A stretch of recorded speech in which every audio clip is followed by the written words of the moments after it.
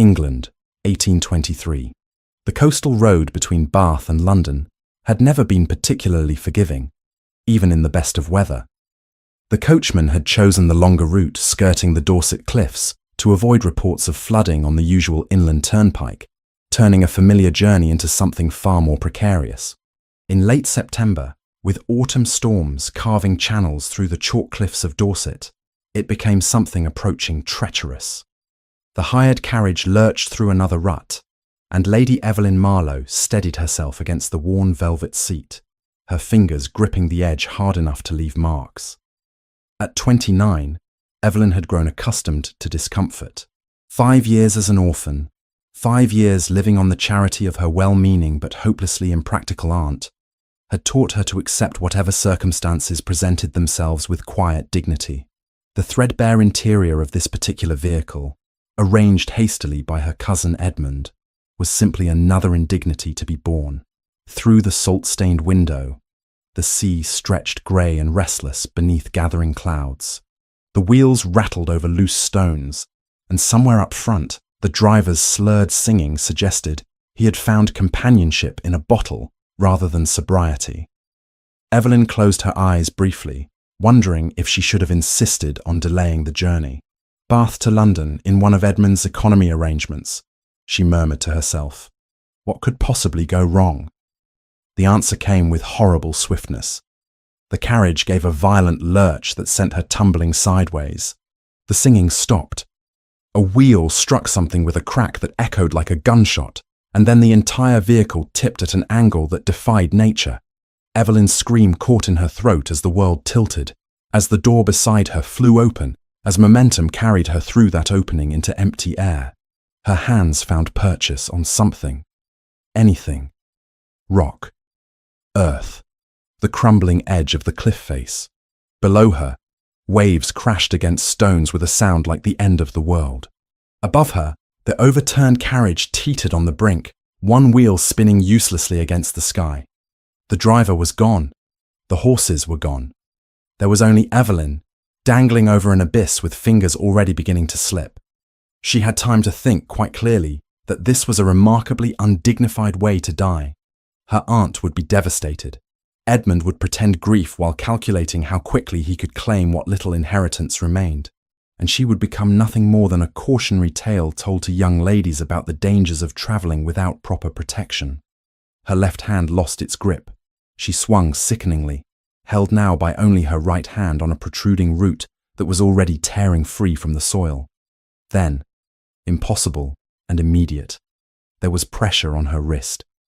Strong fingers. A man's hand, closing around hers with desperate firmness. "Hold on," a voice commanded from above, rough with exertion. "Don't let go," as if she had any intention of doing otherwise.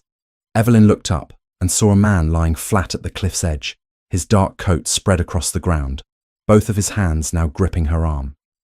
His face was set with concentration, jaw clenched, as he began pulling her upward with careful, steady strength. Rocks crumbled and fell away beneath her. She found a foothold, lost it, found another. His grip never wavered. Inch by agonizing inch, he hauled her towards safety. His eyes locked on hers with an intensity that anchored her more surely than his hands. When her other arm cleared the edge, he shifted his weight, one hand releasing her wrist to grab beneath her shoulder, and with a final effort that left them both gasping, he pulled her fully onto solid ground. For a moment, neither of them moved. Evelyn lay on her stomach on the wet grass, breathing in great shuddering gulps, while the stranger knelt beside her, his hand still resting protectively on her back. "Are you injured?" His voice was cultured, controlled now that the immediate crisis had passed. Evelyn managed to turn her head. Her rescuer was perhaps in his mid-30s, with dark hair dishevelled from his exertions, and eyes of such a deep green they appeared almost black in the clouded afternoon light. His features were aristocratic, sharp-planed and handsome in an austere way that suggested he did not smile often. I don't believe so." Her own voice sounded strange to her ears. "The carriage is beyond recovery." He stood, offering her his hand with a formality that seemed absurd, given he had just saved her life. Can you stand? She could, barely. Her legs trembled as he helped her to her feet, and when she swayed, his arm came around her waist with businesslike efficiency. Forgive the liberty, he said, though he did not release her. You've had a considerable shock. Evelyn looked past him and saw, for the first time, the black horse standing a short distance away, reins trailing. This man had been riding, had seen the accident, had dismounted and reached her in time. A few seconds later, and she would have fallen beyond any hope of rescue. You saved my life, she whispered. His expression shifted, something unreadable passing across those severe features. I happened to be nearby. Anyone would have done the same. You happened to be nearby, and you chose to risk your own life for a stranger. Evelyn straightened as much as her shaking limbs would allow, pulling away from his supporting arm despite her body's protests. I am in your debt, sir. You owe me nothing. He retrieved his hat from where it had fallen in the grass during the rescue. I am Alexander Vance, Duke of Northmere. My estate lies 20 minutes from here. You require a physician and shelter. I insist you accept both. A duke. Of course he was. Evelyn looked down at her travelling dress, now torn and filthy, at her hands scraped raw from clinging to stone. She must appear thoroughly disreputable. I am Lady Evelyn Marlowe, she managed, and I accept your kind offer, Your Grace. I seem to have little alternative. Indeed. His gaze moved to the cliff edge, where the carriage had finally surrendered to gravity and plunged into the sea below.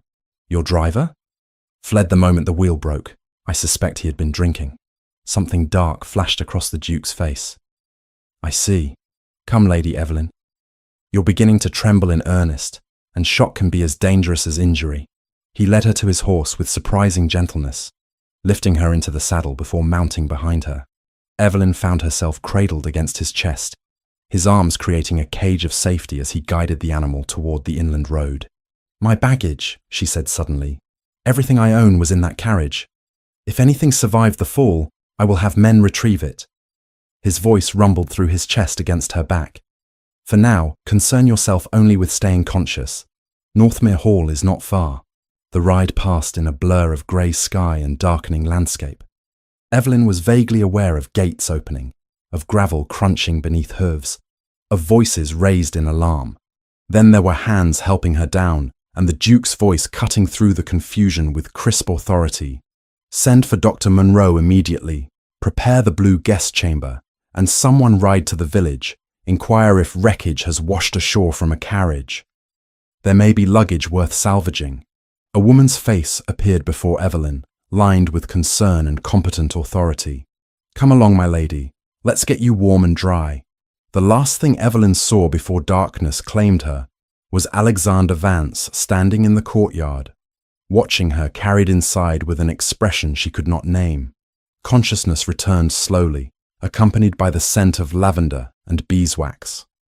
Evelyn opened her eyes to find herself in a chamber of understated elegance, far grander than anything she had occupied in years. Pale blue damask covered the walls, and morning light filtered through tall windows overlooking manicured gardens. For a disorienting moment, she could not remember where she was or how she had arrived. Then memory flooded back. The carriage, the cliff, the fall that had not quite been, and the dark-haired stranger who had pulled her from the edge of death. A soft knock preceded the entrance of a middle-aged woman in a housekeeper's black dress. Her expression one of professional concern. Ah, you're awake at last, my lady. I'm Mrs. Blackwell, housekeeper of Northmere Hall. How are you feeling? Remarkably well, considering. Evelyn attempted to sit up and discovered that someone had dressed her in a borrowed nightgown of fine linen. I seem to have lost an entire day. Day and night both, my lady. Dr. Monroe said the shock would take its toll.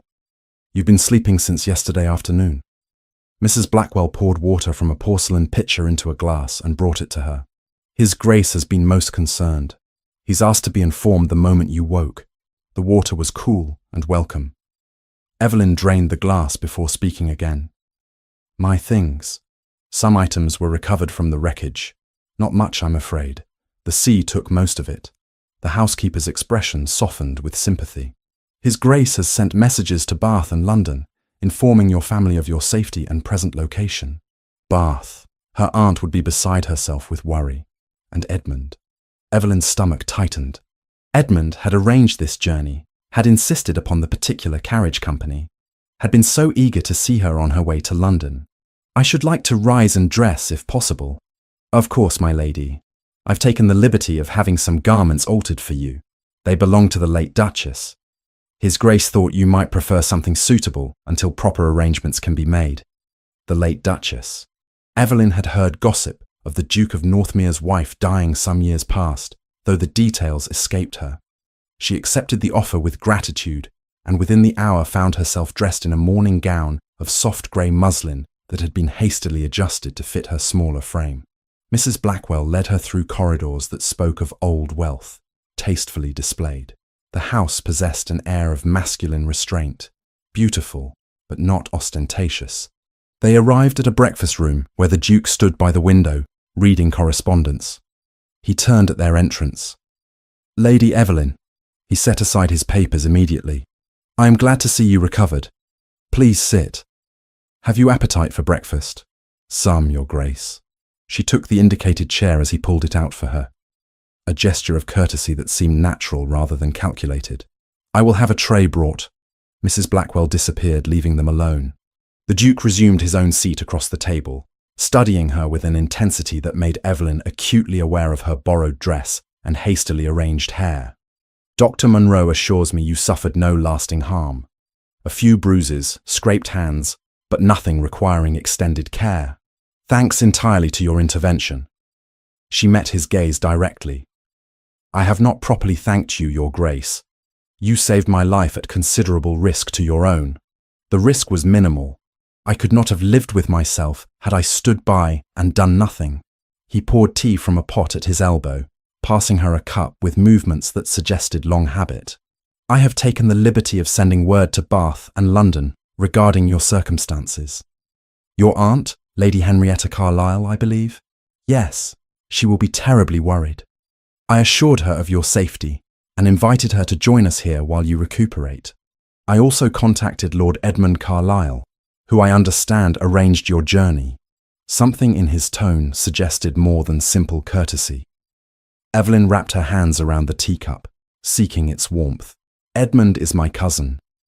He inherited the family title and properties after my father died. I see. The Duke's expression remained neutral, but his eyes were watchful. Forgive me if this seems presumptuous, but I must ask about your circumstances. You were travelling alone, in an inferior carriage, with an intoxicated driver. This strikes me as unusual for a lady of quality. Heat rose to Evelyn's cheeks. My circumstances are not what they once were, Your Grace. My parents died 5 years ago. The estate was entailed to Edmund. I live with my aunt on a modest income. When Edmund offered to arrange my transport to London for the season, I accepted gratefully. Economy was necessary. Economy does not require recklessness. His voice hardened slightly. That carriage was a death trap, and the driver should never have been allowed to handle a vehicle. Before Evelyn could respond, Mrs. Blackwell returned with a breakfast tray laden with eggs, toast, preserves, and fruit. The interruption allowed her to collect her thoughts while the housekeeper arranged the dishes. When they were alone again, the Duke spoke more gently. I do not mean to pry into your affairs, Lady Evelyn. However, I have some experience with matters of estate management and family obligations. If you would permit me to understand your situation more fully, I may be able to offer advice or assistance. Evelyn hesitated, spreading jam on her toast to avoid his penetrating gaze. But something in his manner, direct yet not unkind, invited confidence. My father was Viscount Marlowe. When he and my mother died in a house fire, Edmund inherited everything as the nearest male relation. The properties were heavily mortgaged, the accounts in disorder. Edmund has struggled with the responsibilities. And you? I had a small inheritance from my maternal grandmother, held in trust until I marry or reach the age of 30. £15,000. It is not a fortune, but it would provide independence. She took a small bite of toast. Edmund has been rather insistent that I marry. Soon. To him, perhaps. The bluntness of the question startled her into looking up. The Duke's expression remained carefully neutral, but something in his eyes suggested he had already formed conclusions. He has suggested as much, several times. And you have refused. I have. Evelyn set down her toast, appetite fading. Your Grace, I do not know why I am telling you this. You have been extraordinarily kind, but my family troubles are not your concern. They became my concern the moment I pulled you from that cliff. He leaned back in his chair, fingers steepled. Lady Evelyn, I must tell you something that may distress you. I have had the wreckage of your carriage examined. The wheel that broke had been deliberately compromised. Someone sawed partway through the axle. The room seemed to tilt. Evelyn gripped the edge of the table. You cannot mean... I mean that your accident was no accident at all. Someone intended for that carriage to fail on a dangerous stretch of road. His voice remained calm, but steel ran beneath it. The question is whether you were the intended victim, or merely unfortunate collateral. Evelyn's mind raced. Edmund had arranged the carriage, had insisted upon that particular route, had been so eager for her departure. But surely he would not, could not. I can see you are thinking of your cousin. The Duke rose and moved to the sideboard, pouring himself coffee. I do not make accusations lightly, Lady Evelyn, but I have sent for a man who conducts investigations on my behalf. Mr. Thomas Wexford is discreet and thorough. With your permission, I would have him look into the matter. Why? The word burst from her. Why would you go to such lengths for a stranger? He turned to face her, coffee cup in hand. Because attempted murder on my lands is a matter I take seriously. Because you are a gentlewoman in distress, far from family and protection. And because, he paused, something flickering in those dark green eyes. Because I find I cannot easily forget the feeling of your hand in mine as I pulled you to safety. You trusted me with your life in that moment. Allow me to be worthy of that trust now. The intimacy of the admission hung between them. Evelyn felt her pulse quicken in a way that had nothing to do with fear. This man, this austere Duke with his careful manners and hidden depths, was offering her something no one had in 5 long years. Genuine protection, freely given. I do not know what to say. Say yes. He returned to the table, setting down his cup with quiet finality. Allow me to investigate this properly. In the meantime, you will remain here as my guest until we determine whether you are truly safe. Your aunt is welcome as well. I will not see you return to a situation that may prove dangerous. Edmund will expect me in London. Edmund may expect what he wishes. He will not have you until I am satisfied you face no further threat. The authoritative tone should have rankled. Instead, Evelyn found it oddly reassuring. For so long she had managed alone, making do, accepting scraps of charity, and calling it security. Here was a man offering real protection, backed by wealth and power she could never hope to claim herself. Then I accept your grace. With gratitude. Alexander. The word was quiet. If we are to be housemates, even temporarily, perhaps we might dispense with excessive formality. In private, at least. Alexander, she repeated, tasting his name. Then you must call me Evelyn. Evelyn! The way he said it, with that precise diction and hint of warmth, made her name sound almost beautiful. Tell me, do you ride? I find the morning air clears the mind, and the grounds here are extensive. I have not ridden in years. My aunt keeps no horses. Then we must remedy that. Tomorrow, if you feel strong enough, I will introduce you to a mare of gentle temperament. She will suit you, I think. They spoke for another hour, conversation ranging from books to philosophy to the management of estates. Evelyn found herself relaxing in ways she had not thought possible with a man of his status. He listened when she spoke, asked for her opinions on matters of genuine substance, and treated her observations with respect rather than condescension. When Mrs. Blackwell appeared to announce the arrival of Mr. Wexford, Alexander rose with obvious reluctance. I must attend to this. Perhaps you would care to explore the library. Mrs. Blackwell can show you the way. I believe you will find the collection worthwhile. I would enjoy that very much. As she followed the housekeeper from the breakfast room, Evelyn glanced back to see Alexander already deep in conversation with a grey-haired man who had the bearing of a former military officer. Whatever they discussed, it was conducted in tones too low for her to hear. The library proved everything he had promised. 2 stories of books, with a spiral stair leading to a gallery above. Evelyn lost herself among the shelves, pulling down volumes on history and poetry, settling into a window seat with a collection of Wordsworth. She had been reading for perhaps an hour when Alexander found her there. "I see you have discovered my weakness." He smiled, a rare expression that transformed his severe features into something approaching warmth. "I have been collecting books since I was a boy. They were better company than most people I encountered. It must have been lonely." It was. But it taught me to be self-sufficient, and it gave me an appreciation for true conversation when I finally found it.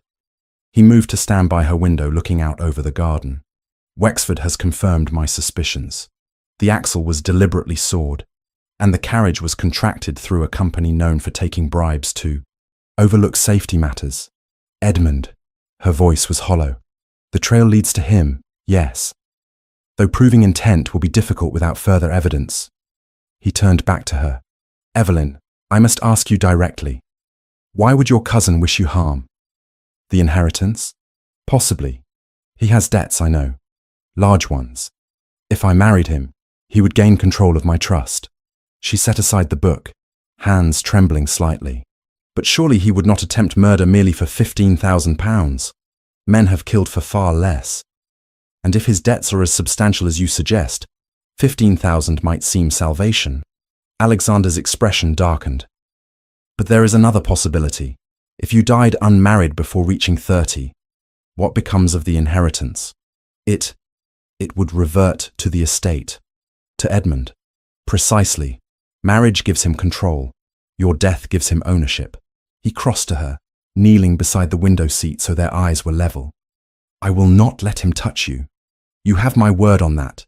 The intensity of his gaze, the protective fury barely leashed beneath his control, stole her breath. "Why do you care so much? You barely know me." "I know enough." His hand covered hers where it lay on the windowsill. "I know you manage your aunt's affairs with skill that would shame many estate agents. I know you read Wordsworth and have opinions on crop rotation. I know you faced death with remarkable courage and thanked your rescuer before thinking of yourself. That is enough." The arrival of Lady Henrietta Carlisle, accompanied by Lord Edmund Carlisle, occurred 5 days after the accident. Evelyn watched from the drawing-room window as their carriage rolled up the drive, her stomach knotting with a complex mixture of relief and dread. She had missed her aunt terribly, but Edmund's presence cast a shadow over any reunion. "They have arrived," she said quietly. Alexander, who had been reviewing correspondence at his desk, set aside his papers and joined her at the window. His presence at her shoulder was both reassuring and disturbingly distracting. In the days since she had awakened at Northmere Hall, they had fallen into an easy companionship that felt simultaneously natural and dangerous. Evelyn was becoming far too comfortable in the Duke's company, far too aware of the way his rare smiles transformed his austere features, far too affected by the sound of his voice in the morning when they rode together through the grounds. "Your aunt appears agitated," Alexander observed. Indeed, Lady Henrietta practically tumbled from the carriage, her grey travelling dress askew, her bonnet ribbons untied. Edmund descended with more dignity, his reddish hair catching the afternoon sun, his face flushed in a way that suggested either exertion or drink, possibly both. Mrs. Blackwell ushered them into the drawing-room moments later. Henrietta rushed immediately to Evelyn, embracing her with such force that they nearly toppled. "Oh, my dear child, when we received the Duke's message, I thought I should perish from worry. A carriage accident, you hanging from a cliff. It is too terrible to contemplate." She pulled back, examining Evelyn's face with anxious eyes. "You are truly well? Not injured?" "Truly well, Aunt, thanks to His Grace's timely intervention." Henrietta turned to Alexander, who had remained standing near the fireplace, and executed a curtsy that would have been more graceful had she not been trembling. "Your Grace, I cannot express my gratitude. To have saved my niece's life, to have offered her such generous hospitality, you are goodness itself." "Lady Henrietta," Alexander bowed with courtly precision, "I am pleased to welcome you to Northmere Hall. Lady Evelyn has been an exemplary guest. I hope you will find your accommodations comfortable." "Oh, I am certain I shall." Though we do not wish to impose upon your hospitality longer than necessary, Edmund has arranged lodgings for us in London, and we should be on our way within the day." "Within the day?" Evelyn's voice came out sharper than intended. "Aunt Henrietta, surely you are tired from your journey, and I am not certain I am prepared to travel again so soon." Edmund spoke for the first time, his voice carrying a note of false concern. "Prima, I understand your reluctance, but the accommodations in London are already secured. Moreover, the season has begun, and you would not wish to miss the opportunities I have arranged on your behalf." "Opportunities?" Alexander's tone was mild, but something in it made Edmund shift his weight. "Introductions, social engagements. My cousin's situation requires that she make an advantageous match. Time is not on her side." Edmund's gaze flickered dismissively over Evelyn. "At 9 and 20, every season counts." The casual cruelty of the observation hung in the air. Henrietta made a small, distressed sound, but Edmund seemed oblivious to his tactlessness. "Lord Carlisle," Alexander said, moving away from the fireplace with deliberate slowness. "I wonder if I might have a word with you in private.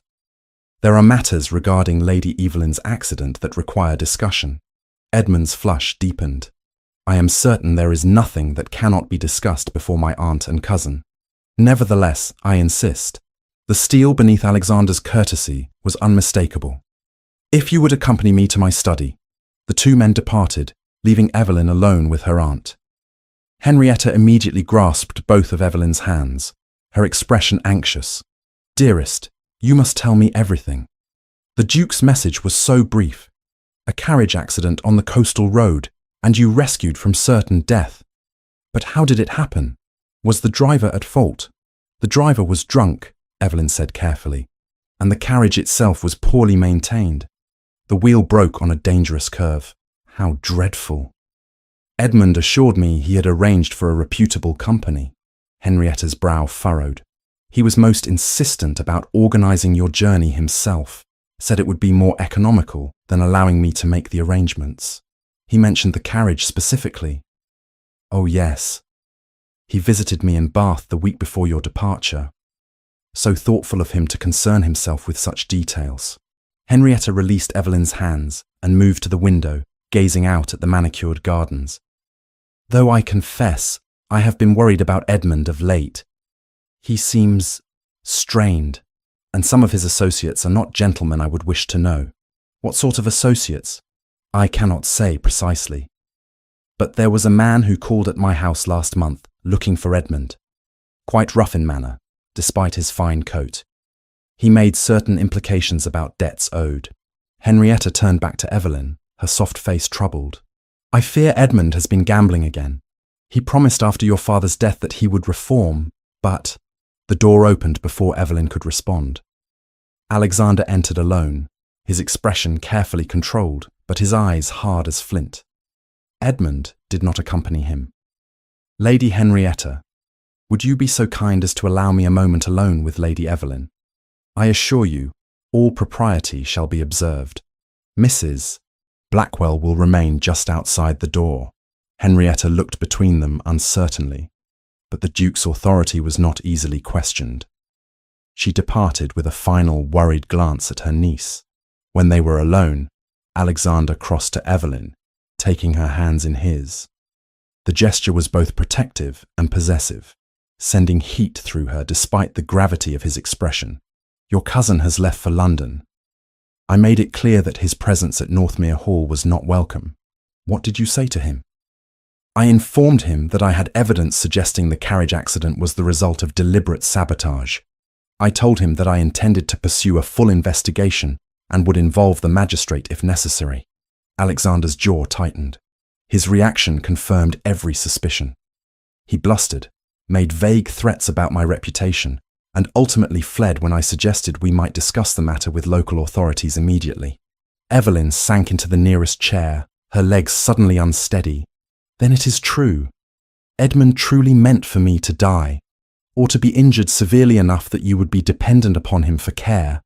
Alexander knelt before her, maintaining his hold on her hands. "Evelyn, I need you to understand how serious this is. Your cousin is desperate, dangerous, and now cornered. He knows I suspect him. That makes him unpredictable. What can I do? Remain here. You and your aunt both. I have already suggested to Lady Henrietta that she might find the guest cottage on the estate more comfortable than returning to Bath. The accommodations are modest but sufficient, and she would have her own household while remaining close enough for daily visits. You would do that? Establish my aunt in her own residence simply to keep us safe? I would do considerably more than that if necessary. His thumbs moved in small circles over her knuckles, a gesture that seemed unconscious. In fact, I have a proposal to make, though the timing is far from ideal. Before he could continue, the drawing-room door burst open. A young woman swept in, resplendent in a walking dress of deep violet that proclaimed both wealth and impeccable taste. Her black hair was arranged in the latest fashion, and her fine features bore an expression of pleasant expectation that faltered when she saw Alexander kneeling before Evelyn. "Alexander! I had heard you were in residence and simply had to call. I hope I am not—" Her dark eyes moved from the Duke to Evelyn, assessment both swift and cutting. Interrupting, Alexander rose smoothly, though Evelyn noted he positioned himself slightly between her and the newcomer. "Lady Philippa, this is unexpected. Is it? I am staying with the Harrington family just 5 miles hence. When I learned you had returned to Northmere, I thought it only natural to pay my respects." Lady Philippa's smile held calculation. "You know how the countryside craves society. Allow me to introduce Lady Evelyn Marlowe. She is currently my guest, recovering from a serious accident." Alexander's tone was carefully neutral, but Evelyn caught the warning beneath it. "Lady Evelyn." Philippa executed a curtsy so precisely correct it bordered on insult. "How dreadful. I hope your injuries were not severe." "Merely bruises, thank you." "How fortunate.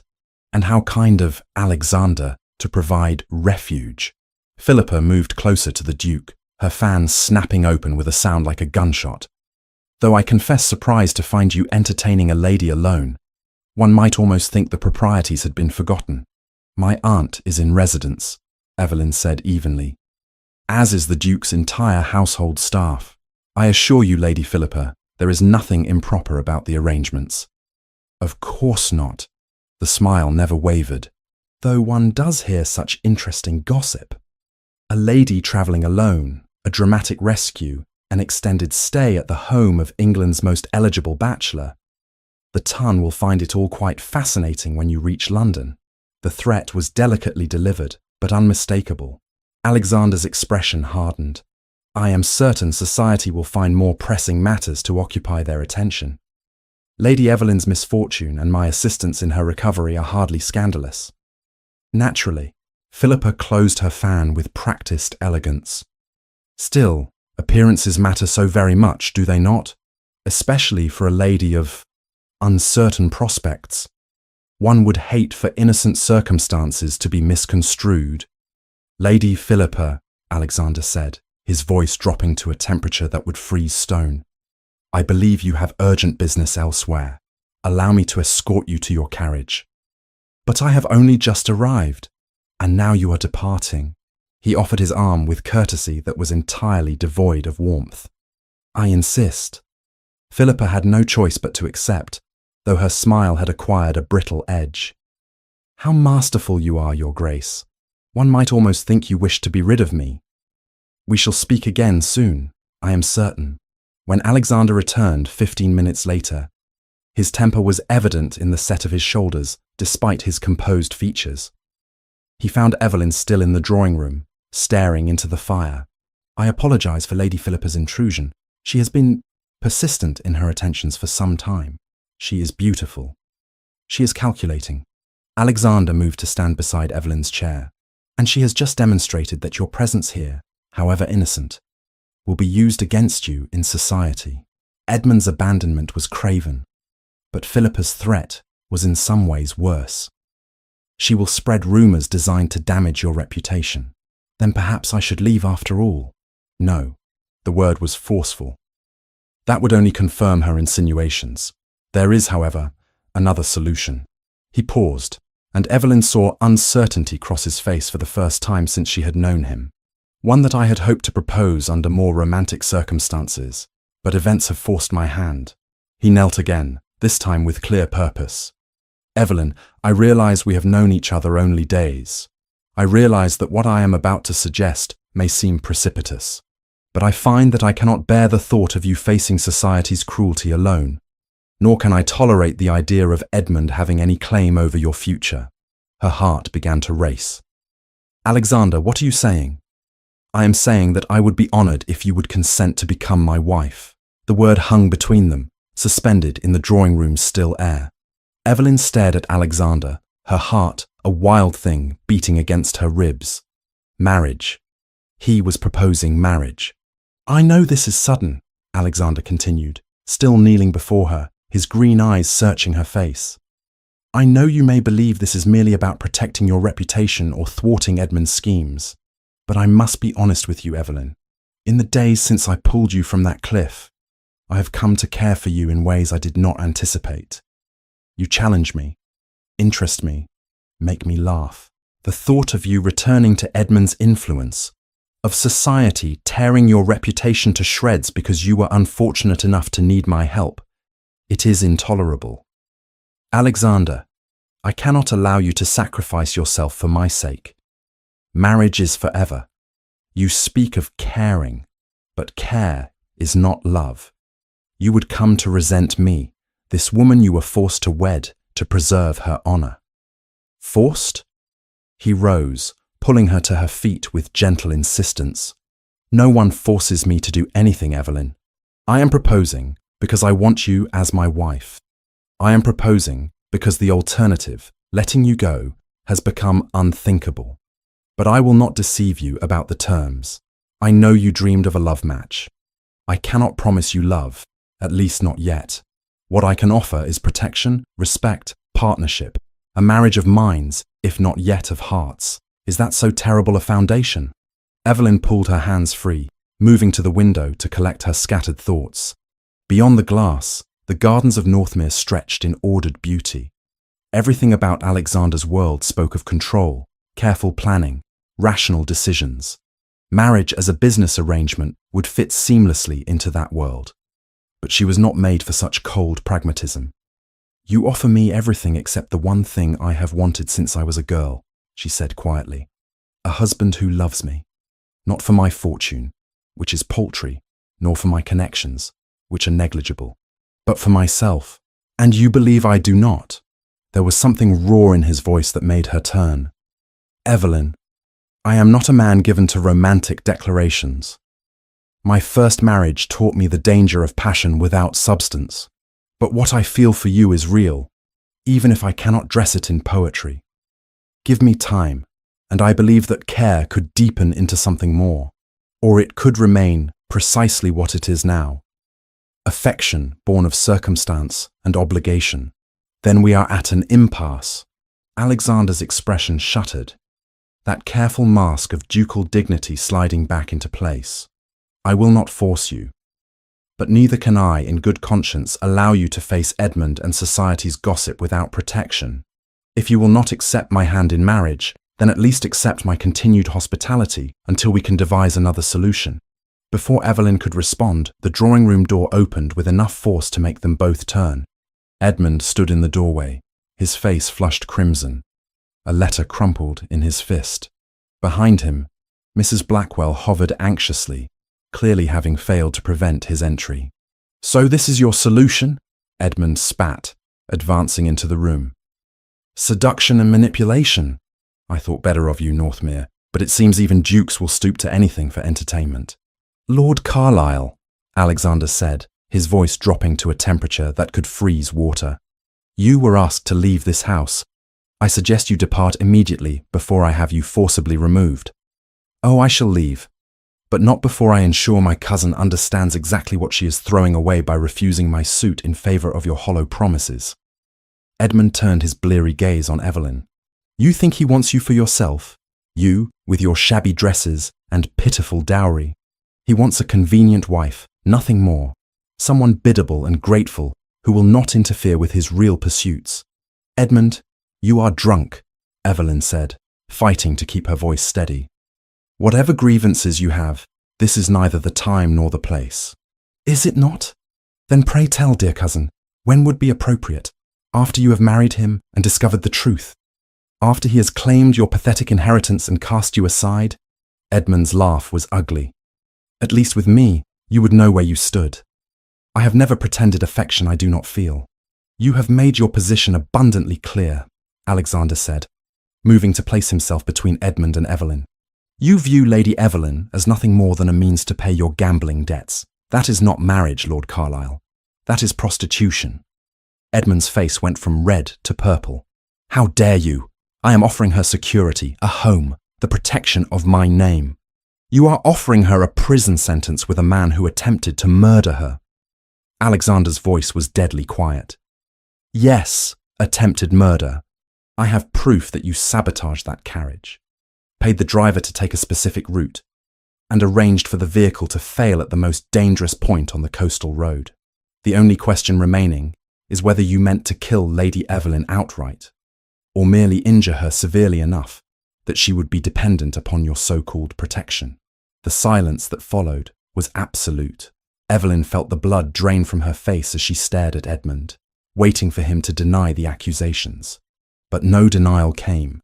Instead, Edmund's expression shifted through shock, calculation, and finally settled on something approaching desperation. You cannot prove any of that. I can. I have the testimony of the driver, currently residing in the local magistrate's custody. I have documentation of your substantial debts to a London moneylender named Josiah Crowe, and I have evidence that you attempted to bribe the carriage company to overlook certain safety concerns. Alexander's eyes were merciless. You are finished, Carlyle. The only question is whether you depart quietly or whether I involve the authorities immediately. Edmund's hands clenched into fists at his sides. For a moment, Evelyn feared he might attempt violence, but then his shoulders sagged, the fight draining from him as quickly as it had appeared. It was not supposed to end this way, he muttered. The carriage was meant to break down. Nothing more. Strand her somewhere I could reach her first, demonstrate her need for my protection. The cliff road was selected for its isolation, not its danger. I never meant for her to nearly die, but you were prepared to accept that outcome if it occurred. Alexander's disgust was palpable. Leave, now, and if you value your freedom, you will not attempt to contact Lady Evelyn again, nor will you speak of this matter to anyone. Or what? You will have me arrested.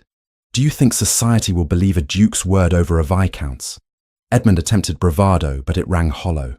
I think society will believe the evidence I present. More to the point, I think Mr. Crowe will be very interested to learn that his debtor is facing criminal charges. Men like Crowe have their own methods of collecting what is owed.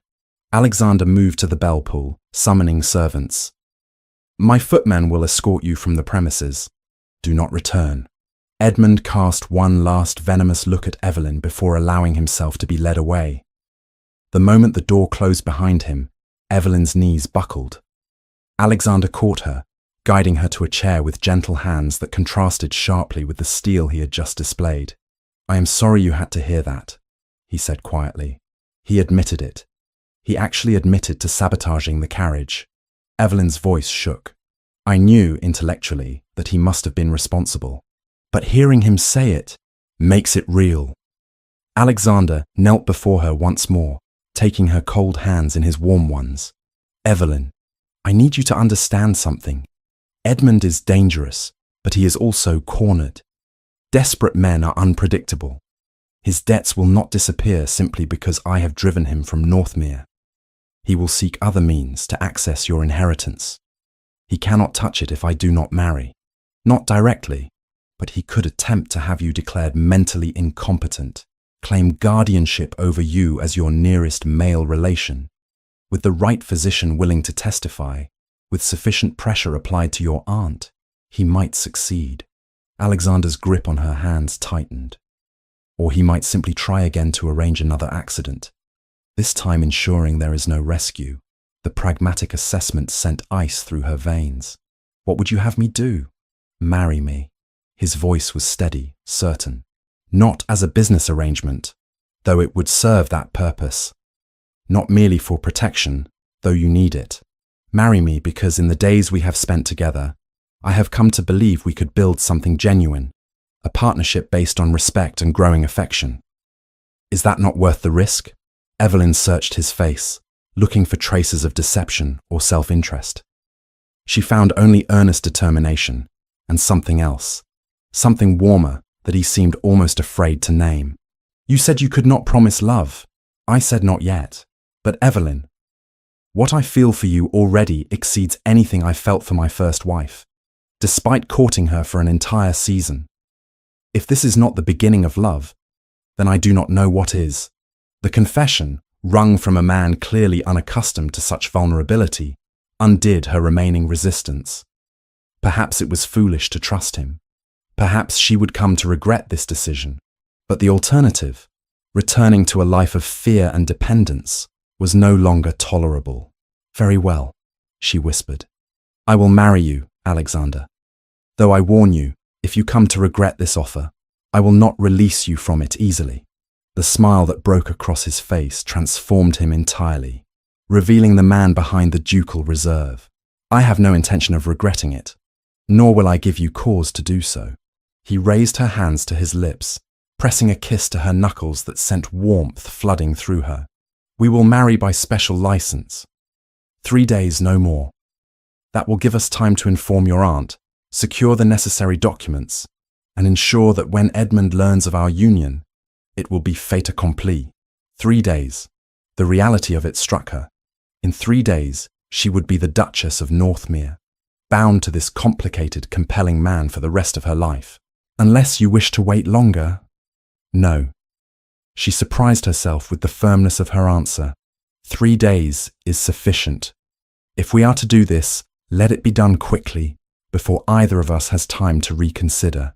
The chapel at Northmere Hall had stood for 200 years, its stone walls bearing witness to generations of Vance family christenings, marriages, and funerals.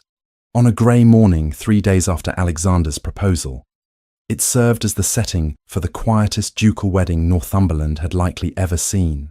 Evelyn stood before the small mirror in the guest chamber, examining her reflection with something approaching disbelief. The gown she wore had belonged to Alexander's late mother, altered hastily by the estate seamstress to fit her smaller frame. Pale ivory silk with delicate lace at the sleeves and neckline, it was far grander than anything she had ever owned. Yet it felt wrong somehow, borrowed elegance for a marriage born of necessity rather than romance. You look beautiful, dearest. Lady Henrietta fussed with the veil, her eyes damp with tears that threatened to spill at any moment. Your mother would have been so proud. Would she? Evelyn's voice was hollow. I am marrying a man I have known less than a fortnight. A duke who is offering me protection rather than love. This is not what she would have wanted for me. Your mother would have wanted you safe and secure. Henrietta's hands stilled on the veil, and when she met Evelyn's eyes in the mirror, her expression was surprisingly firm. She would have wanted you away from Edmund's schemes, and she would have recognized, as I do, that the Duke cares for you far more than he admits, even to himself. You barely know him. I know he has gone to considerable lengths to protect you. I know he looks at you when you are not watching with an expression I have not seen on his face in all our other interactions. And I know that when you are together, you seem more yourself than you have in years. Henrietta squeezed Evelyn's shoulders gently. Give it time, my dear. Give him time. Men of his station are not taught to speak of their feelings. But that does not mean the feelings do not exist. A knock at the door preceded Mrs. Blackwell's entrance. It is time, my lady. His Grace awaits.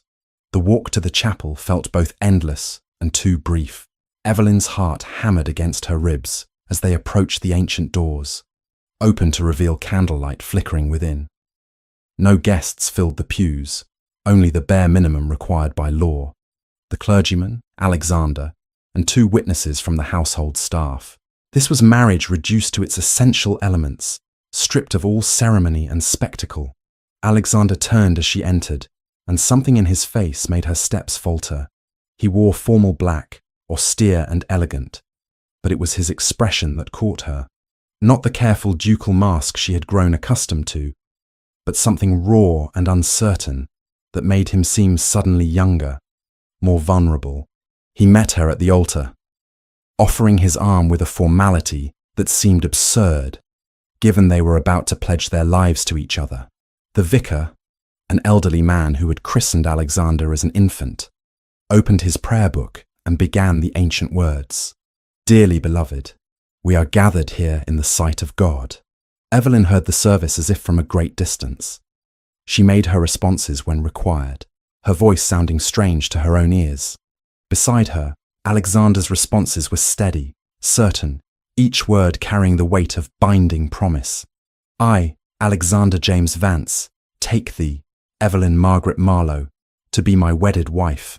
His hands were warm around hers, strong and steady.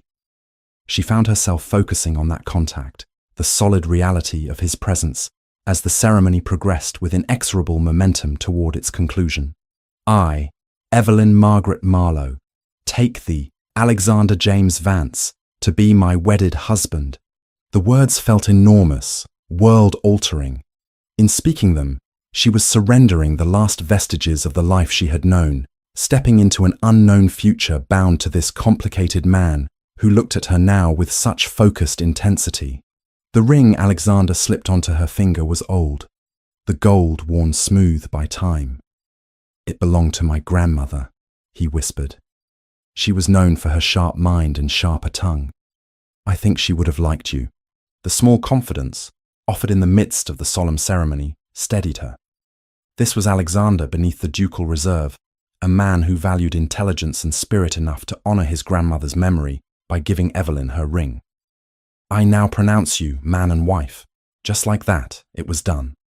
She was Evelyn Vance, Duchess of Northmere, bound to Alexander until death parted them.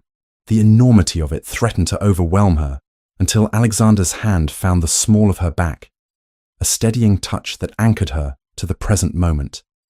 They signed the register in the vestry, Henrietta and Mrs. Blackwell adding their signatures as witnesses. The scratching of the pen seemed unnaturally loud in the small space, each stroke making the marriage more real, more irrevocable. "Congratulations, Your Grace," Mrs. Blackwell said to Evelyn, the title sounding foreign. "May I be the first to wish you every happiness." The small wedding breakfast that followed felt surreal.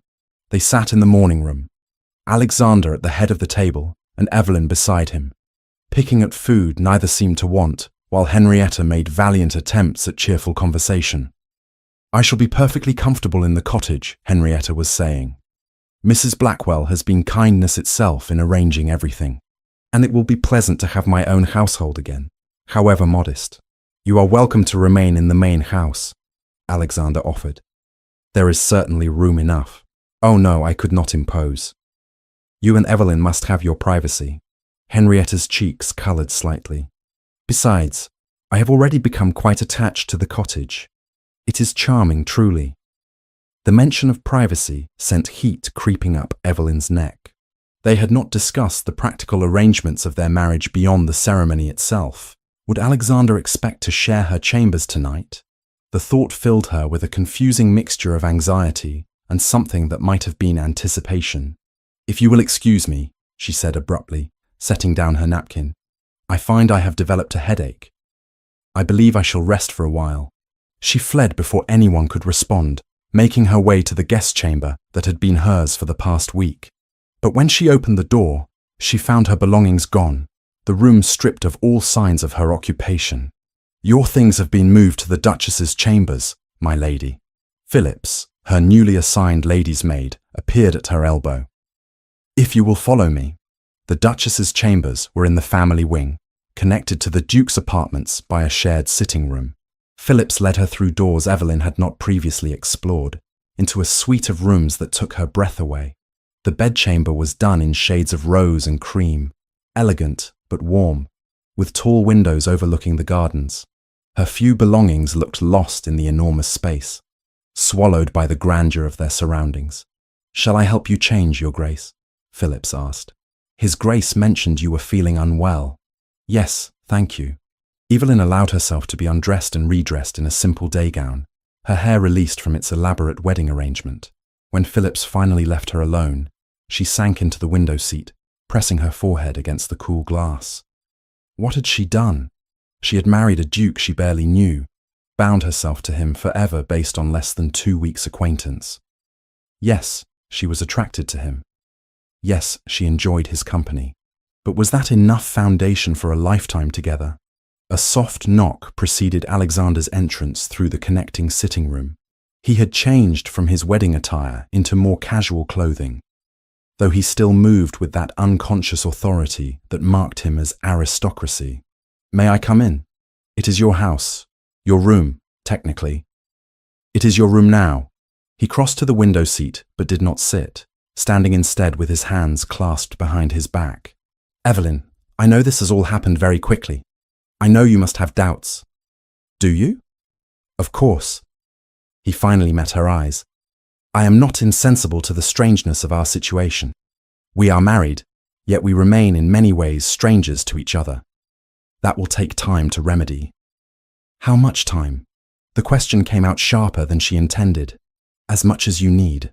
He moved to the door connecting their chambers, pausing with his hand on the frame. "These are your rooms, Evelyn.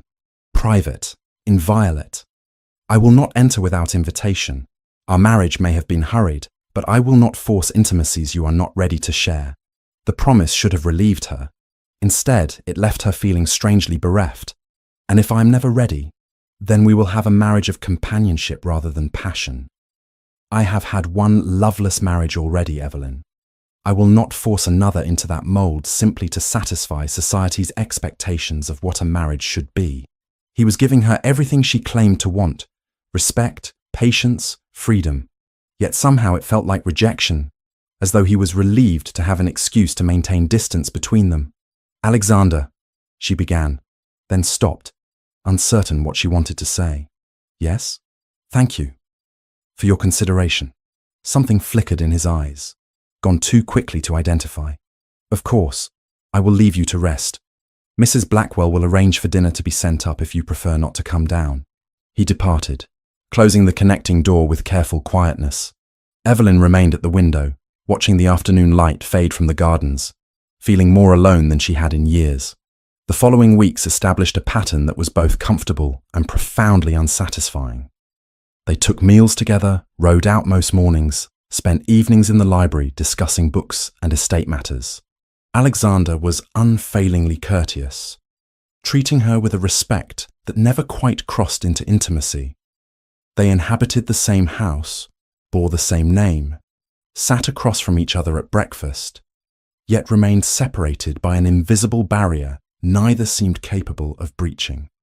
Evelyn threw herself into learning the duties of a duchess, working with Mrs. Blackwell to understand the vast machinery of Northmere's operation. The housekeeper proved an invaluable ally, patiently explaining the hierarchies and traditions that governed aristocratic households. "You have a gift for this, Your Grace," Mrs. Blackwell observed one afternoon as they reviewed the household accounts. His Grace's late mother struggled terribly with the complexities. "But you see patterns, anticipate needs. I had practice managing my aunt's household, though on a much smaller scale." "Perhaps, but there is more to it than that. You have a mind for strategy, for seeing how all the pieces fit together." The housekeeper's expression warmed with approval. His Grace chose well, if I may say so. The comment stayed with Evelyn long after their meeting ended. Had Alexander chosen well? Or had circumstances simply forced a choice he would not otherwise have made? She sought answers in his face during dinner that evening, searching for some sign of his true feelings beneath the ducal courtesy. But Alexander had perfected the art of pleasant inscrutability, conversing easily about nothing of consequence, while revealing nothing of his inner thoughts.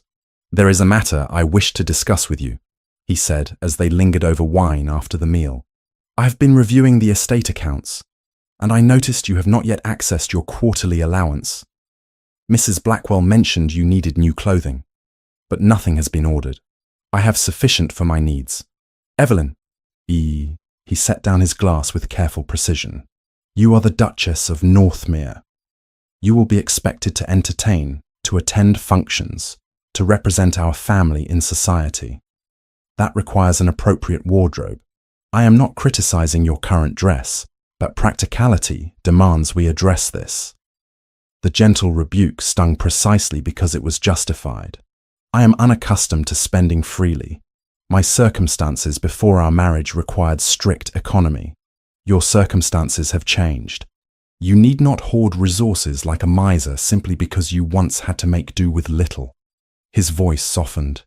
I know this is an adjustment, but you must allow yourself to step into your new role, not for my sake, but for your own. I will speak with the modiste in the village tomorrow. Thank you. He rose, offering her his hand. Walk with me.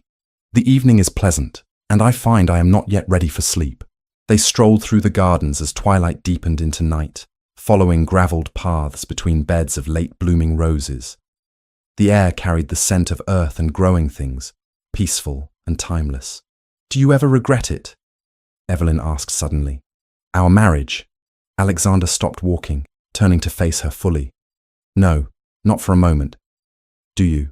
I do not know. The honest answer seemed to surprise them both. I am grateful for your protection. I value your company. But this, what we have, it feels incomplete somehow. Because we maintain separate chambers. Heat flooded her cheeks. Partly, but it is more than that. We are polite strangers sharing a house, Alexander. Is this truly all our marriage will be? He was silent for so long she thought he might not answer. When he finally spoke, his voice carried an edge of something raw beneath its usual control. What would you have me do, Evelyn?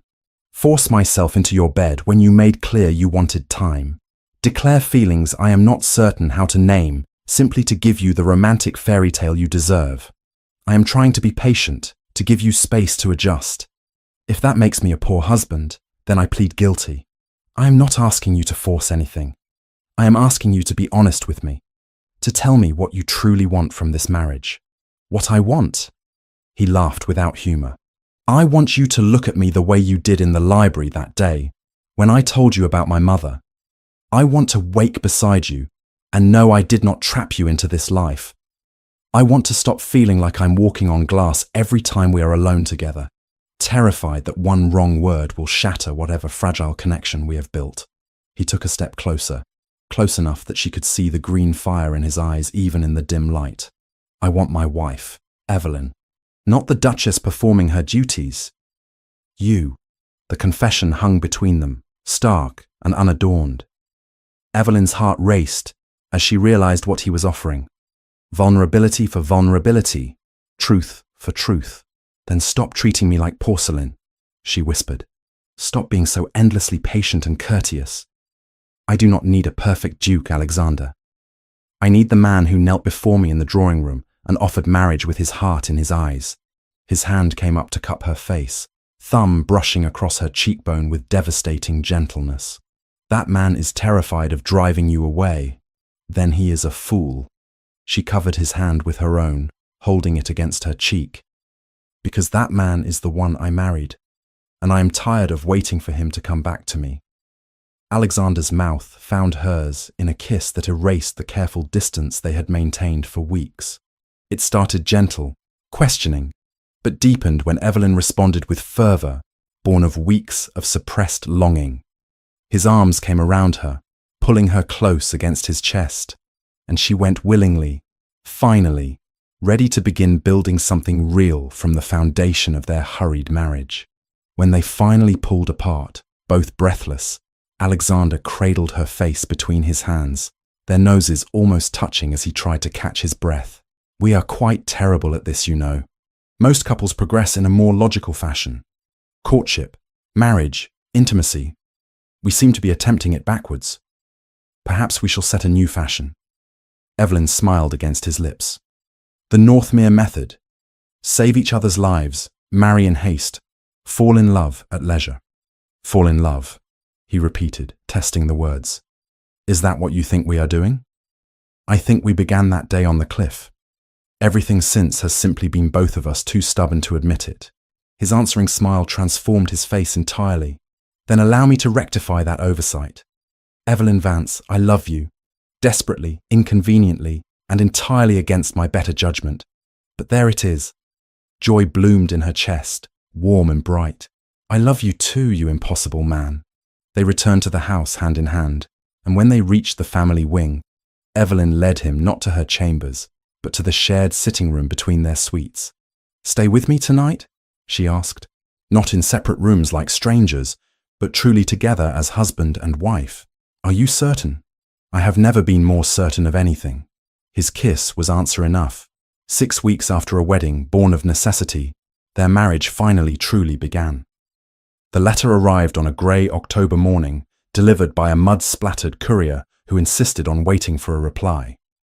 Evelyn was in the morning room reviewing menus with Mrs. Blackwell when Alexander entered, his expression thunderous as he examined the wax seal. "What is it?" she asked, setting aside her papers. "A summons, of a sort. Edmund has apparently filed a formal complaint with the magistrate in London, claiming I coerced you into marriage through false accusations and manipulation." He broke the seal, scanning the contents with growing anger. "He is demanding an investigation into our union and suggesting it should be annulled on grounds of duress." Mrs. Blackwell made a small sound of distress. "If your grace will excuse me, I shall attend to the menus later." She departed swiftly, closing the door behind her. Evelyn rose, crossing to where Alexander stood rigid with fury. "He cannot truly believe this will succeed." "No, but he can cause us considerable embarrassment and difficulty in the attempt." Alexander passed her the letter. "Read it yourself. He has engaged a London solicitor of dubious reputation, but considerable skill in creating scandal." The letter was a masterpiece of innuendo and legal threat, suggesting, without quite accusing, that Alexander had deliberately endangered Evelyn to create a situation requiring marriage, that he had pressured a vulnerable woman into accepting his suit, and that the hasty ceremony conducted in private suggested something improper about the entire arrangement. This is madness. He is the one who sabotaged the carriage. He admitted as much before witnesses. His admission was private, given under duress according to his new narrative. He claims I threatened him physically to extract a false confession. Alexander took the letter back, crumpling it in his fist. The man is desperate, which makes him dangerous. His debts have not disappeared, simply because you are beyond his reach. This is his attempt to either force my hand into paying him to withdraw the complaint, or to create enough scandal that your trust funds become contested property. My inheritance cannot revert to him now that we are married. Not legally. But if he can cast sufficient doubt on the validity of our marriage, if he can create the impression that it was conducted under false pretenses, he might convince a court to freeze your assets pending investigation. Alexander moved to the window, staring out at the gardens with unseeing eyes. More pressingly, the mere existence of such accusations will damage both our reputations. London society thrives on scandal. By the time this is resolved, we will be subjects of gossip from drawing rooms to gentlemen's clubs. Then we must fight it. Evelyn joined him at the window, placing her hand on his arm.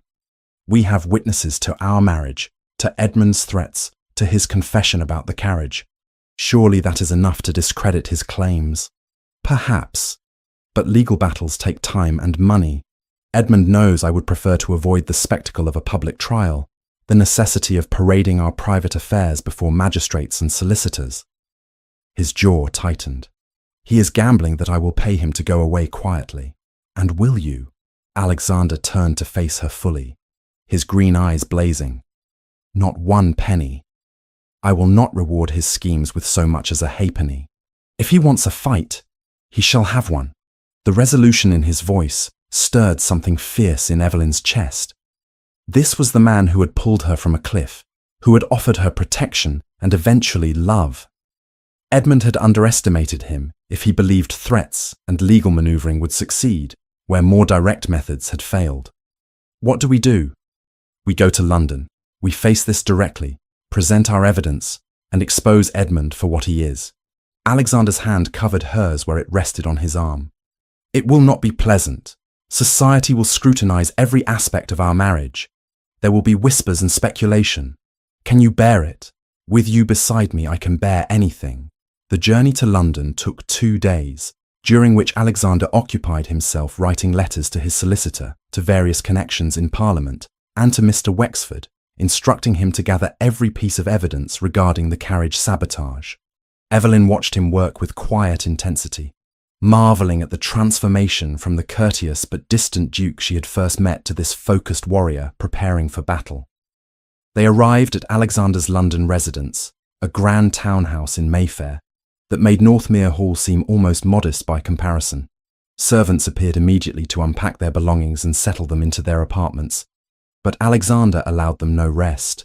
"We have an appointment with my solicitor in 2 hours," he informed Evelyn, as they reviewed the schedule over hastily consumed tea. "Mr. Richard Carrington is the best legal mind in London.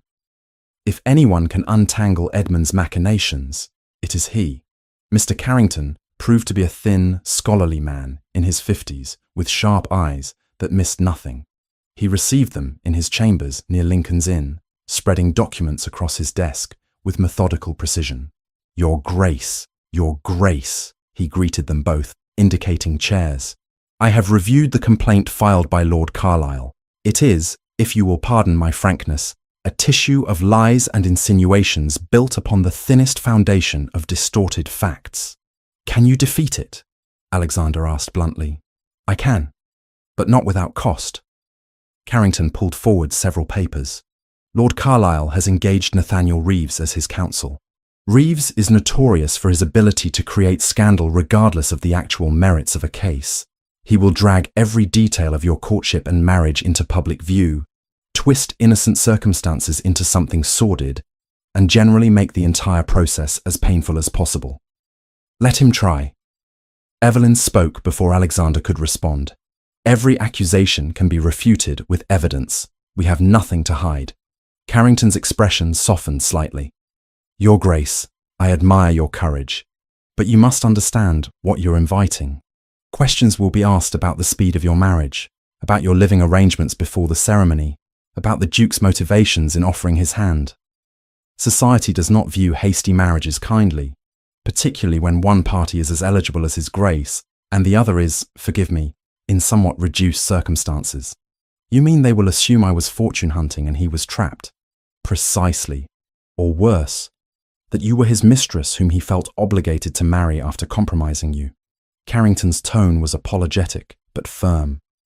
"Reeves will suggest both possibilities and let society draw their own conclusions. Then we must present such overwhelming evidence of Edmund's guilt that no other narrative holds credence," Alexander said. "What do you need from us?" "Everything. Testimony from the servants at Northmere regarding the circumstances of Lady Evelyn's arrival and the subsequent events. Documentation of Lord Carlisle's financial situation and his attempts to coerce Lady Evelyn into marriage. The confession regarding the carriage sabotage, even though it was given privately. Character witnesses willing to testify to your reputations." Carrington began making notes. "And most importantly, we need proof that Lord Carlisle benefited or intended to benefit from either Lady Evelyn's death or forced marriage to him." "I can provide documentation of his debts," Alexander said. "My investigator has been thorough." "Excellent. We will also need Lady Evelyn to give a complete statement about her interactions with Lord Carlisle, both before and after the accident. Leave nothing out, no matter how small or seemingly irrelevant. Details win cases." For the next hour, they reviewed strategy while Carrington took copious notes. When they finally emerged into the autumn afternoon, Evelyn felt simultaneously exhausted and energized. The fight ahead would be brutal, but they would face it together. "There is one more matter we must address," Alexander said, as their carriage navigated London's crowded streets. "We have been invited to Lady Philippa's reception this evening. Under normal circumstances, I would decline. But given the current situation, our absence would be noted and interpreted as either guilt or fear. Then we attend." Evelyn straightened her shoulders. "Let them see that we have nothing to hide."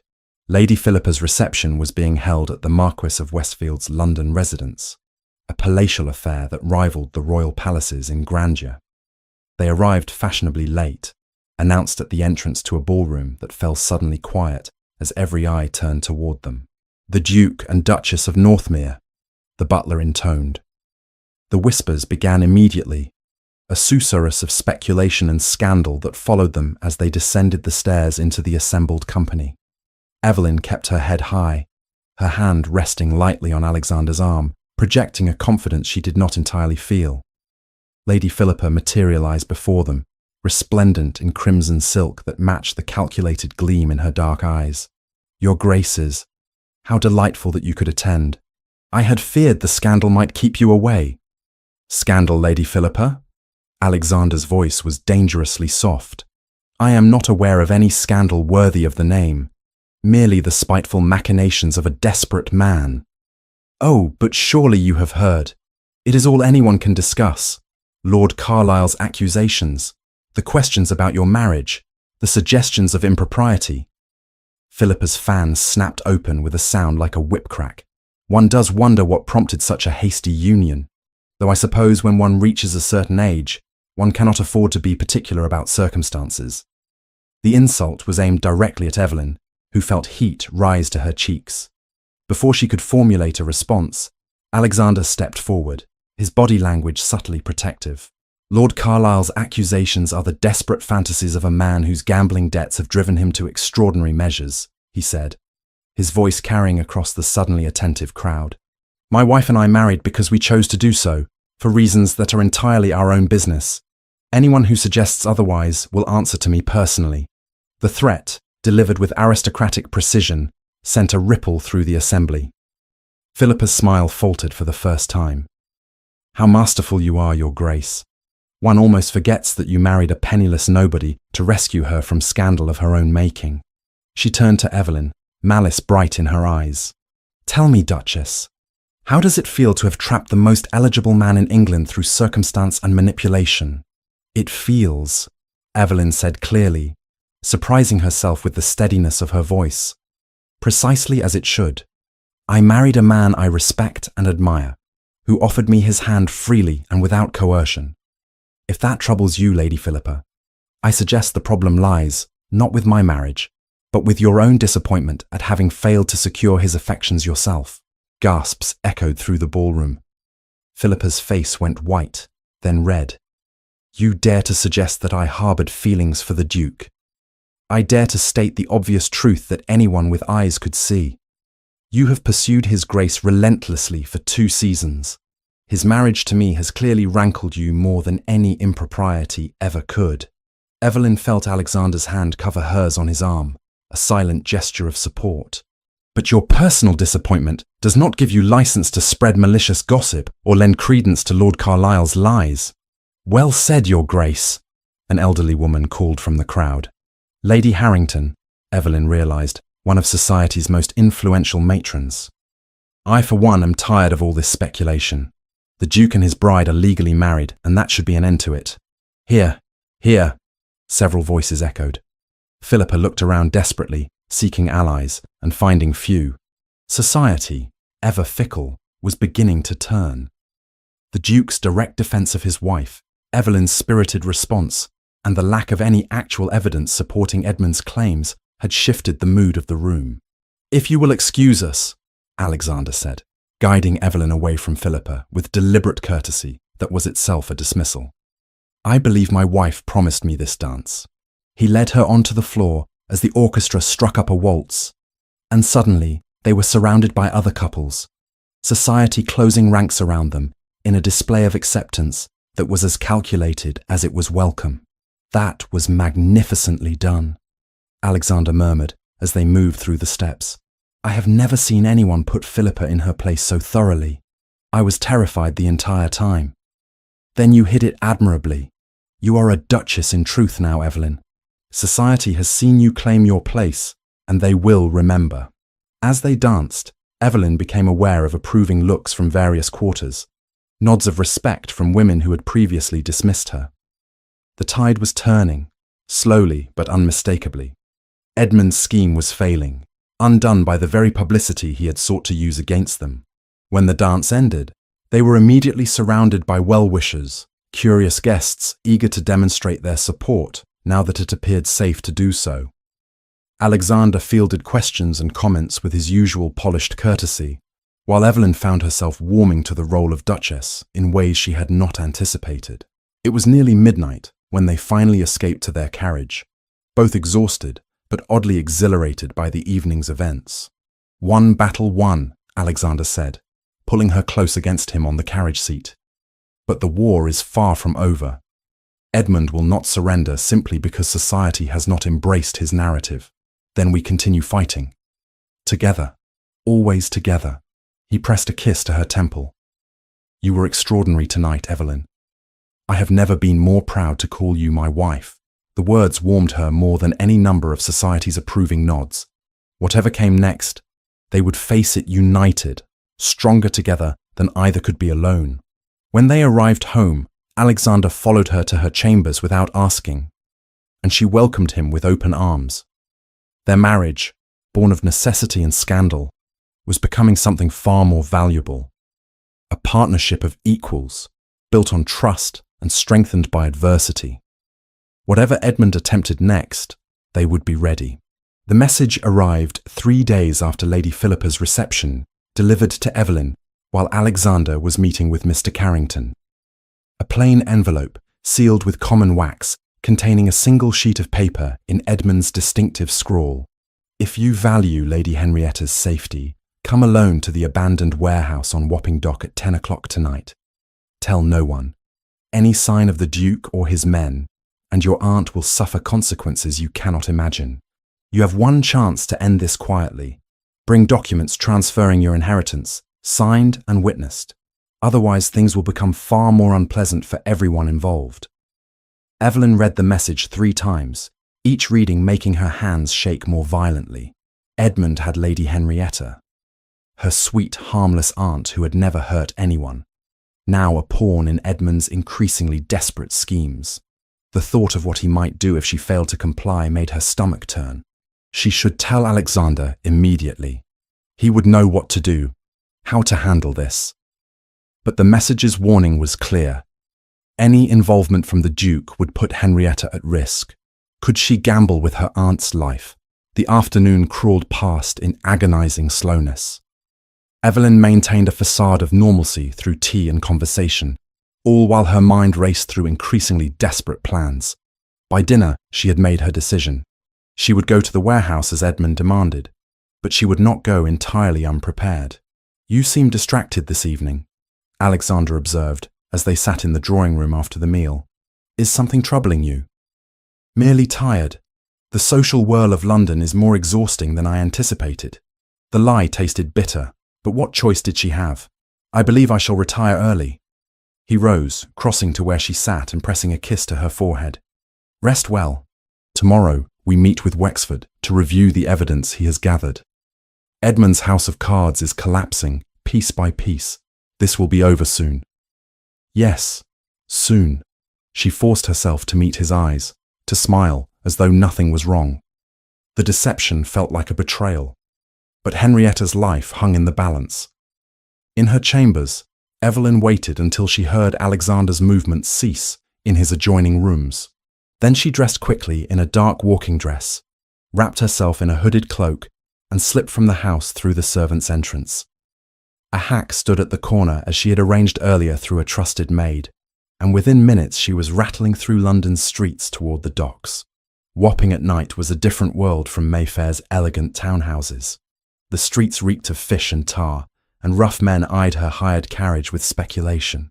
Evelyn kept the hood drawn close as they approached the address Edmund had specified, her heart hammering against her ribs. The warehouse loomed against the night sky, its windows dark and broken. The driver refused to wait, departing the moment she descended, leaving her alone in the fog-shrouded darkness. Evelyn approached the heavy door with steps that felt dreamlike, surreal. This was madness. But what else could she do? Inside, a single lantern cast wavering light across abandoned crates and rusting machinery. Edmund stood in the center of the space, and beside him, tied to a chair with terror written across her pale face, sat Lady Henrietta. "Aunt!" Evelyn rushed forward, only to stop when Edmund raised a pistol with unsteady hands. "Far enough, cousin. I am delighted you decided to be reasonable. Let her go, Edmund. This is between you and me. She has done nothing. She is leverage, nothing more. Old women are surprisingly useful that way. Edmund's face was flushed, his clothes dishevelled, desperation emanating from every gesture. You brought the documents. I brought nothing. I am not fool enough to sign away my inheritance to a man who has already tried to kill me once. The pistol wavered. Then your aunt suffers. Do not test me, Evelyn. I have nothing left to lose. My debts are called in. My reputation in tatters thanks to your husband's interference. This is my last chance to recover something from this disaster. Edmund, please. Henrietta's voice was hoarse with tears. Do not do this. I have some money set aside. You may have it all. Just let us go. Your pittance. That will not even cover a month's interest on what I owe. Edmund laughed, the sound edging toward hysteria. No, I need Evelyn's full inheritance, signed over legally, and I need it tonight. And you truly believe I would sign such documents under duress? Any court would invalidate them immediately. Evelyn forced herself to sound calmer than she felt. This accomplishes nothing, Edmund. You are only making your situation worse. Then perhaps I should simply shoot you both and flee to the continent. At least then I would have the satisfaction of denying Northmere his prize. The pistol steadied, aiming now directly at Evelyn's chest. What shall it be, cousin? Sign or die? The warehouse door crashed open with a sound like thunder. Alexander strode through, flanked by Wexford and 3 constables, his face a mask of cold fury. I believe neither option is acceptable, he said, his voice cutting through the tension sharp as a blade. Lord Carlisle, you are under arrest for kidnapping, attempted extortion, and threatening violence. I suggest you lower that weapon before you add murder to the charges. Edmund's head whipped around, shock and rage warring across his features. I told her to come alone. Did you truly believe my wife could slip from our home without my knowledge? Alexander moved forward slowly, hands visible and empty. I have been following at a distance since she left Mayfair. You have been watched since the moment Lady Henrietta was taken from her cottage this afternoon. The man who delivered your charming little note to my door never realized Wexford was at his heels from the first step. Your associate, the charming Mr. Crow, is already in custody. He was remarkably willing to testify against you in exchange for leniency. You are lying. Am I? Then explain how I knew precisely where to find you. Alexander's eyes were merciless. It is over, Edmund. Lower the pistol and surrender. Perhaps the magistrate will show mercy if you do not compound your crimes with violence. For a long moment, Edmund stood frozen, the pistol shaking in his grip. Then, with a roar of frustrated rage, he spun toward Evelyn, weapon rising. Evelyn threw herself sideways as the shot rang out, deafening in the enclosed space. She hit the ground hard, ears ringing, and for a sickening moment, thought she had been hit. Then Alexander was there, hauling her to her feet, his hands running over her with frantic urgency. Are you hurt? Tell me you are not hurt. I am well. I am well. She clung to him, her legs threatening to give way. Henrietta? Unharmed. Wexford is freeing her now. Alexander pulled her against his chest, his heart thundering beneath her cheek. Evelyn, you foolish, brave, terrifying woman. Do you have any idea what could have happened? Why did you not tell me? He threatened her life if I involved you. I could not risk it. So you risked yourself instead. His arms tightened around her almost painfully. I cannot lose you. Do you understand? I pulled you from that cliff, married you, fought for you, and I refuse to let anything take you from me now. Across the warehouse, Edmund was being restrained by constables, still screaming threats and accusations that no one heeded. Henrietta sobbed in relief as Wexford carefully untied her bonds, and a physician who had accompanied the party began checking her for injuries. I am sorry, Evelyn whispered against Alexander's coat. I thought I had no choice. You always have a choice. The choice to trust me, to let me help you, to believe that together we are stronger than Edmund's schemes. He pulled back enough to cup her face in his hands, his eyes blazing with emotion. Promise me, Evelyn.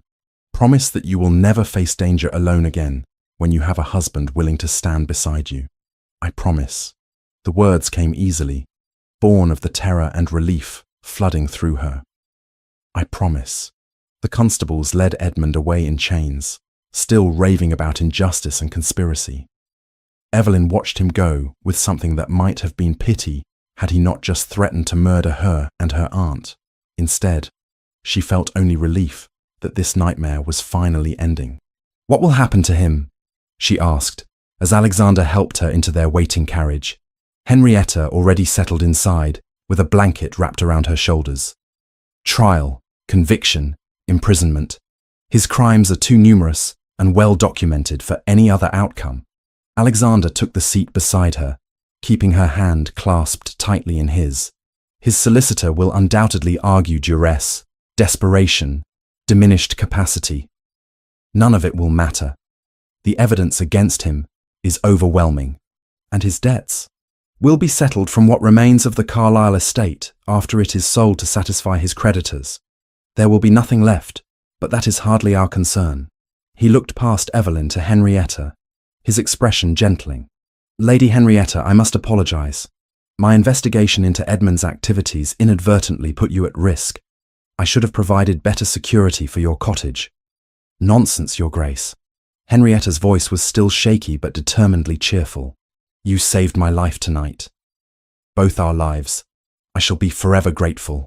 The carriage ride back to Mayfair passed in relative silence, each of them processing the evening's events. When they arrived home, Alexander insisted on a physician examining both women, despite their protests that they were unharmed. Only when the doctor had pronounced them suffering from nothing worse than shock and minor bruising did Alexander allow them to retire.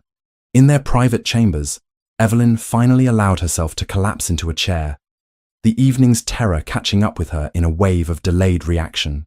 Alexander knelt before her, taking her trembling hands in his steady ones. "You frightened me beyond reason tonight," he said quietly. "When I realized you had gone to meet Edmund alone, when I thought I might lose you to his madness, I understood something with perfect clarity." "What?" "That you are not merely my wife or my duchess. You are the center of my world, the reason I wake each morning and the peace I seek each night. I love you, Evelyn, with a completeness I did not know I was capable of feeling. The thought of living without you is insupportable." Tears spilled down her cheeks. "I love you too, so very much. I am sorry I doubted your ability to protect both Henrietta and myself. I should have trusted you. You were terrified and acting to protect someone you love. I understand that impulse rather well, given my own actions tonight." He rose, pulling her to her feet and into his arms. "But from now on, we face everything together. No more secrets, no more desperate solo ventures into danger. Agreed?" "Agreed." She tilted her face up for his kiss, and this time there was no fear, no hesitation, only love and relief and gratitude that they had both survived to see another day. Edmund's trial began a week later and concluded within 3 days, the evidence against him so overwhelming that his defense counsel could mount only token resistance. He was sentenced to 20 years imprisonment, to be followed by permanent exile from England. His title was stripped, his properties confiscated, his name struck from polite society's rolls as thoroughly as if he had never existed. Evelyn attended the sentencing, but felt no triumph, only sadness for what Edmund might have been had he chosen differently. Then she returned home to Alexander and the life they were building together, leaving the past behind where it belonged. 5 years had passed since the autumn when Evelyn had dangled from a cliff edge, her life saved by a stranger's hand. Now, in the spring of 1828, she stood in the gardens of Northmere Hall, watching her son chase butterflies through beds of newly blooming roses, while her daughter toddled after him on unsteady legs. "Henry, do not run so fast. Your sister cannot keep pace," she called, smiling as the 3-year-old boy immediately slowed, turning to encourage little Margaret with exaggerated patience. "Come on, Meg. Look at the pretty wings." Alexander emerged from the house, documents under one arm, and crossed the lawn to where Evelyn stood. At 39, he had acquired a few silver threads at his temples, but his bearing remained as commanding as ever. He slipped an arm around her waist with the easy familiarity of 5 years' marriage, pressing a kiss to her temple. "I have just received word from Carrington," he said. "The last of Edmund's appeals has been denied. His sentence stands, and he will be transported to Australia within the month. After everything he has done, I find I cannot even muster satisfaction at the news. Only relief that it is truly finished." Evelyn leaned into her husband's embrace, watching their children play. "Sometimes I still cannot believe how far we have come from that first terrifying day. Terrifying for you, perhaps. For me, it was the day my life truly began, though I was too stubborn to recognize it immediately." Alexander's hand moved to rest on the slight swell of her abdomen, where their third child grew. "Tell me, do you ever regret accepting my proposal? The hasty wedding, the scandal, all of it?" "Never. Not for a single moment." She covered his hand with her own. "Though I confess, I am grateful we have had these years of peace to truly build our marriage without Edmund's shadow looming over us." The legal aftermath of Edmund's crimes had taken months to fully resolve. His properties had been sold to satisfy his creditors, with Josiah Crowe among those who received restitution. The moneylender had proven surprisingly cooperative once his own arrest had been threatened, providing testimony that had sealed Edmund's fate. Lady Philippa, humiliated by her public confrontation with Evelyn, had withdrawn to the countryside and eventually married an older earl, a man of comfortable means, if not spectacular wealth. Lady Henrietta had flourished in her cottage, developing an unexpected talent for watercolour painting that occupied her days pleasantly. She visited regularly, doting on her great-niece and great-nephew with shameless favouritism, and had become a beloved fixture in Northmere village society. The inheritance that Edmund had coveted so desperately now sat largely untouched in a trust fund for Henry and Margaret's education. Evelyn had donated half of it to expanding Alexander's charitable foundations, a gesture that had moved him beyond words. Together, they had established 3 new orphanages, a hospital wing for treating the poor, and a school that taught practical trades to children who might otherwise have faced destitution. "Mama! Papa! Come see what I found!"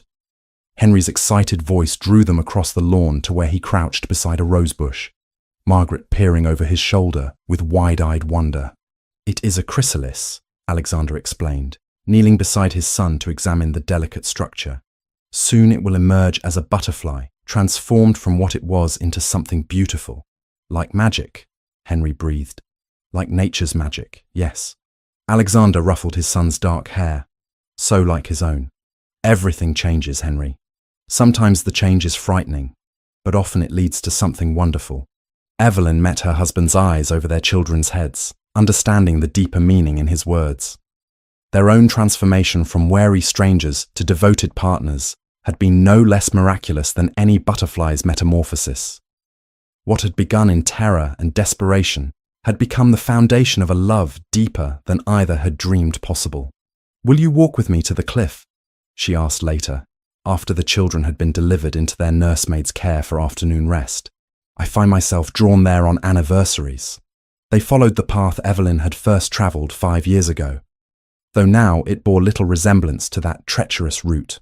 Alexander had commissioned the installation of sturdy iron railings along the cliff edge, transforming it from a place of danger into a scenic overlook where one could safely admire the sea. "Do you remember what I was thinking when I hung there, certain I was about to die?" Evelyn asked as they stood at the railing, the wind tugging at her bonnet ribbons. "Tell me." "I thought that I would die having never truly lived, never loved, never been loved, never known what it was to be seen and valued for myself rather than my family connections or lack thereof." She turned to face him fully. "And then you pulled me to safety, and everything changed. I remember thinking that if I failed, if I could not hold you, I would never forgive myself." Alexander's hand found hers on the railing. "I did not know then that you would become my entire world. I only knew that losing you, this stranger whose name I did not even know, felt unacceptable. We have been very fortunate, you and I. Fortunate, yes, but also brave. We chose to trust when trust seemed foolish. We chose to love when love seemed impossible. We chose each other, again and again. Through every obstacle Edmund placed in our path, he drew her into his arms, her back against his chest, both of them gazing out at the sea that had nearly claimed her. This place, which could have been the site of tragedy, has become sacred to me. A reminder of how close I came to losing everything before I even knew what I had. Then we must bring the children here when they are older, Evelyn decided. Tell them the truth of how their parents met, how love can arise from the most unlikely circumstances. A fairy tale for the modern age. The Duke who saved a lady from a cliff and discovered she was exactly what his heart required. And the lady who learned that the coldest exterior can conceal the warmest heart if one is brave enough to look beneath the surface. Evelyn turned in his embrace, rising on her toes to kiss him with the comfortable passion of long-married lovers. I love you, Alexander Vance. Thank you for catching me when I fell. Always, my darling. Always. They stood together as the sun began its descent toward the horizon, painting the sea in shades of gold and crimson. Below them, waves crashed against the rocks where Evelyn had so nearly met her end. But that moment of terror had given way to years of joy, and would continue giving way to a future bright with promise. In the distance, Northmere Hall stood solid and enduring, its windows glowing with the warmth of home. Within those walls, their children slept safely. Their household thrived under Evelyn's capable management, and their love story continued to unfold in countless small moments of shared laughter, whispered confidences, and comfortable silences. Edmund's final letter had arrived from his prison ship, a rambling missive full of self-justification and bitter recrimination. Evelyn had read it once, recognized the poison it contained, and consigned it to the fire without a second thought. The past held no power over them now. Edmund had lost everything in his desperate pursuit of wealth that would never have satisfied him. Meanwhile, she and Alexander had found riches beyond measure in each other and the family they had built together. Shall we return to the house? Alexander suggested as twilight gathered. Mrs. Blackwell mentioned something about preparing your favorite dessert for dinner. In a moment. Evelyn remained at the railing, drinking in the view one last time. I want to remember this. The peace, the beauty, the certainty that whatever challenges tomorrow brings, we will face them together. That is a certainty you may always rely upon. Alexander's arms tightened around her. From this day until my last breath, you will never face anything alone. They walked back to the house hand in hand, leaving the cliff and its memories behind. The future stretched before them, unknown but no longer frightening, because they had learned the most important lesson life could teach, that love, real love, transformed everything it touched. What had begun with a desperate grab at a crumbling cliff edge had become an unshakable foundation upon which they had built a life of meaning and purpose. That night, as they lay together in the darkness of their shared chamber, Evelyn reflected on the peculiar paths that had led them both to this moment. Alexander, the lonely duke who had armoured his heart after a loveless first marriage, learning to trust and feel again. Evelyn, the forgotten daughter who had believed herself destined for spinsterhood, discovering her own strength and worth. Do you think we would have found each other if not for Edmund's schemes? She mused aloud. I like to believe so. Perhaps we would have met at some tedious ball in London, been introduced by mutual acquaintances, discovered our shared interests over several proper courtships. Alexander's voice was warm with amusement in the darkness. But I confess, I prefer our actual story. More dramatic, more immediate, more honest in its way. We saw each other at our worst and chose each other anyway. Then I shall be grateful to that cliff. Terrifying as the experience was, it brought me to you, and you to me. Sleep now, love. Tomorrow we have the charity board meeting, and you know how exhausting Lady Harrington becomes when discussing fund allocation. Evelyn laughed softly, nestling closer to her husband's warmth. Good night, Alexander. Good night, my heart. In the nursery down the hall, Henry and Margaret slept peacefully, unaware of the dramatic story behind their existence. Someday they would learn of their mother's near death and their father's heroic rescue, of Edmund's villainy and the love that had triumphed over his schemes. But for now, They simply knew themselves safe and cherished, which was all any child required. The house settled into nighttime quiet, the servants retiring to their quarters, the fires banking to embers. In the master chambers, the Duke and Duchess of Northmere drifted into sleep, wrapped in each other's arms, their breathing synchronizing in the unconscious intimacy of couples who had learned to move as one. Outside, the moon rose over the cliff, where Evelyn had once hung suspended between death and salvation. The sea continued its eternal rhythm against the rocks. And in the morning, when the sun rose again, the Vance family would wake to another day of the beautiful, ordinary life they had fought so hard to claim. A life built not on titles or wealth or social position, but on love freely given and gratefully received. A life that had begun with a desperate handclasp at a cliff's edge and blossomed into something neither of them could have imagined in those first terrifying moments. Home. The end.